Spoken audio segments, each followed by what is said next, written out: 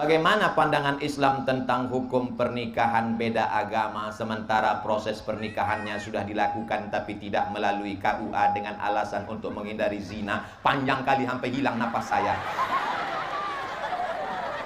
Tidak ada satupun bapak kepala kantor urusan agama di Indonesia yang berani menikahkan beda agama, karena menurut hukum Islam di Indonesia memakai mazhab Syafi'i tidak boleh nikah dengan agama lain. Pak Kua, boleh nikah beda agama di kantor Kua?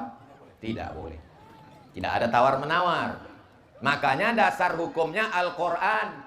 Wala abadun mu'minun, seorang hamba miskin, susah, melarat tapi beriman, khairun, lebih baik, min musyrikin, dari seorang yang tidak beribadah, tidak bertauhid. Walau a'jabakum, walaupun dia menakjubkan kamu, lebih ganteng, lebih kaya, lebih hebat, lebih tinggi, lebih putih, lebih cantik. Makanya sedia payung sebelum hujan. Kalau sudah nampak anak kita kelihatannya mulai akrab, mulai dekat, tanya dia, itu siapa nak? Teman aja mah. Tapi kenapa kulihat TTM teman tapi mesra? Kok mama tahu? Mama kan lahir gak langsung tua, pernah juga muda. Jangan kita diam. Selama ibu masih mau ngomong, kok jalan sama siapa, tadi boncengan sama siapa, pulang jam berapa, ke mall sama siapa, insya Allah itu namanya merepet nasional. Tapi kalau sudah ibu diam aja, Bu, tadi anak ibu dibonceng orang kelihatannya nggak baik, biar aja, kiamat sudah dekat. Tapi kalau sudah terjadi, mau diapakan lagi? Nasi sudah jadi tai ayam. Udah hancur kacau balau, babak belur, ribut, cerita bubur juga lagi. Jaga anak-anak kita Pak, jaga anak-anak kita Bu. Saya nggak sanggup jaga ponakan saya. Saya di sini dari Kamis, Jumat, Sabtu, Ahad baru pulang. Jadi yang menjaga ponakan saya siapa? Saya serahkan ke pesantren. Yang perempuan udah kelas 4, yang laki-laki udah kelas 2. Mizian Hazik Abdillah masih SD, nanti kalau sudah SMP masuk pesantren. Nggak sanggup Pak Ustadz, biaya pesantren masuknya 30 juta, naik jantung koroner saya.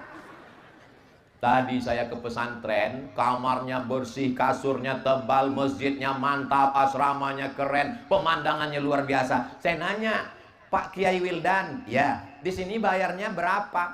Gratis. Pesantren Insan Cita Indonesia, biaya anak-anaknya gratis. Allahu Akbar. Tapi dalam kurung tentu ada syarat dan ketentuan berlaku. Fit dan proper test. Mudah-mudahan semakin banyak orang Sulawesi Tengah yang membuat pesantren seperti Insan Cita Indonesia, insya Allah. Amin. Dalam satu rumah tangga ada dua akidah yang berbeda. Laki-laki Muslim, perempuan tidak Islam.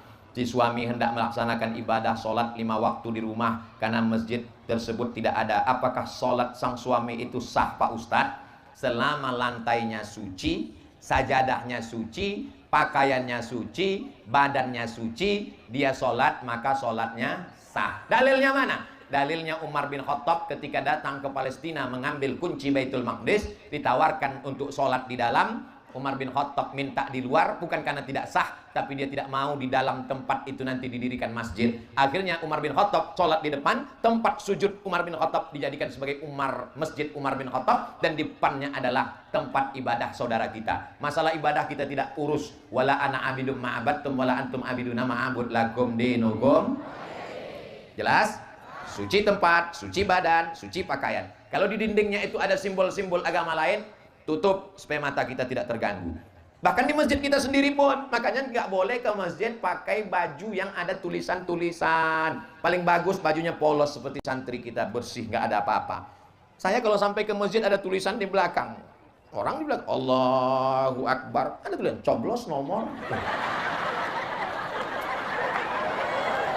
Udah ke masjid datang terlambat, pakai baju kaos, langsung ke depan sok nomor 1, Allahu Akbar, tertulis di belakang. Emang masalah buat lo? Aduh. Dalam agama Islam, orang yang sudah keluar dari Islam tidak berhak atas warisan. Akan tapi salah satu dari anggota keluarga sudah mendapat bagian, dan setelah mendapatkannya dia keluar dari Islam. Apakah anggota keluarganya berhak untuk menarik, meminta kembali? Kalau dia sudah mendapat hibah, lalu kemudian dia mengurus surat tanahnya ke BPN, Badan Pertanahan Nasional, tidak bisa ditarik kembali. Karena hibah dengan wasiat bedanya. Kalau hibah langsung serahkan ambil. Kalau wasiat nunggu meninggal. Makanya jangan senang dulu kalau dapat wasiat. Karena orangnya belum tentu meninggal. Alhamdulillah Ustaz, saya dapat wasiat. Orangnya udah meninggal? Belum. Lama nunggunya. Tapi kalau dia wasiat, kuwasiatkan anakku dapat, maka setelah murtad tidak dapat. Yang menetap, yang menyebabkan tidak dapat harta warisan, pertama, putus karena perceraian. Yang kedua, putus karena keluar Islam. Yang ketiga, karena membunuh seorang anak, nunggu warisan bapaknya. Oh, lama kali kau mati. Maka dia tak dapat warisan. Jelas? Ustaz Abdul Somad itu jelas. Kalau ada orang yang ngomong Abdul Somad itu nggak jelas, paket dia habis. Ceramahnya putus-putus.